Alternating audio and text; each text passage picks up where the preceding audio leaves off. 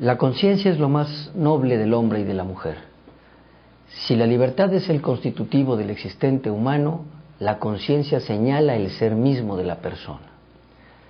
Orígenes escribió: el alma del alma es la conciencia. Por eso incluso popularmente elogiamos a alguien diciendo que es una persona de conciencia, o bien en forma negativa criticamos a alguien diciendo que es una persona que no tiene conciencia. Y estos comentarios encierran el veredicto límite sobre la categoría moral de un individuo. Y esto es así porque la conciencia moral es un juicio de la razón, por el que la persona humana reconoce la cualidad moral de un acto concreto que piensa hacer, que está haciendo o que ha hecho. Por consiguiente, la función de la conciencia es juzgar las propias acciones del individuo dictaminando su cualidad, es decir, juzga si son buenas o malas esas acciones. Ahora bien, la bondad o maldad de un acto depende de su relación con la verdad, inserta en la naturaleza humana cuando ésta es buscada por el intelecto práctico. La conciencia no crea el bien y el mal, sino que solo la reconoce, lo explica y lo juzga. Por ello, así como la realidad precede a la idea, de modo semejante el bien y el mal moral objetivos anteceden a la conciencia.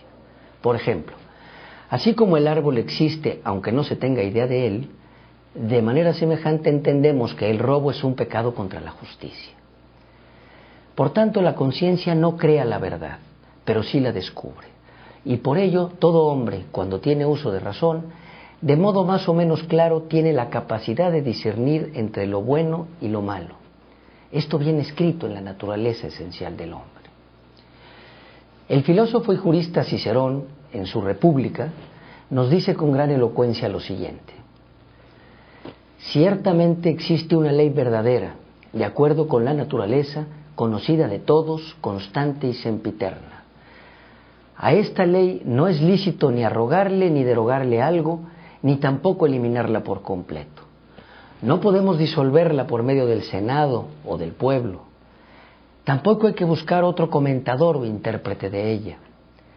No existe una ley en Roma y otra en Atenas, otra ahora y otra en el porvenir, sino una misma ley eterna e inmutable, sujeta a toda humanidad en todo tiempo. Y hay un solo Dios común maestro de todos, autor, sancionador, promulgador de esta ley. Quien no la guarda se traiciona a sí mismo y ultraja la naturaleza humana, y por ello sufre máximas penas, aunque crea escapar de los suplicios. De estas verdades naturales es de donde se ha encontrado el punto de partida para la creación de las leyes positivas. Y así, por ejemplo, encontramos que en la mayor parte de las leyes se reconocen principios que han venido a darse como producto de esa inserción natural en las conciencias de todos los hombres. Y entonces podemos citar, por ejemplo, la Declaración Universal de los Derechos del Hombre, que defiende el valor de la vida humana, de la libertad, del hombre, del derecho a su educación, a una vida digna, etcétera, etcétera. Principios estos que nadie discute y que son la base de prácticamente todos los sistemas jurídicos positivos.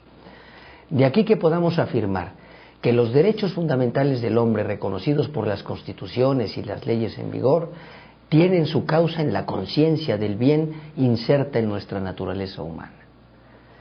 Sin embargo, como todas las grandes realidades humanas, también la conciencia moral es capaz de sufrir profundas deformaciones y aún corrupciones cuando la dignidad humana se ve reducida a intereses de menor rango, es decir, cuando otros factores de la vida cotidiana como el dinero, el poder, etcétera, se ubican como valores máximos por encima de la dignidad de la persona humana.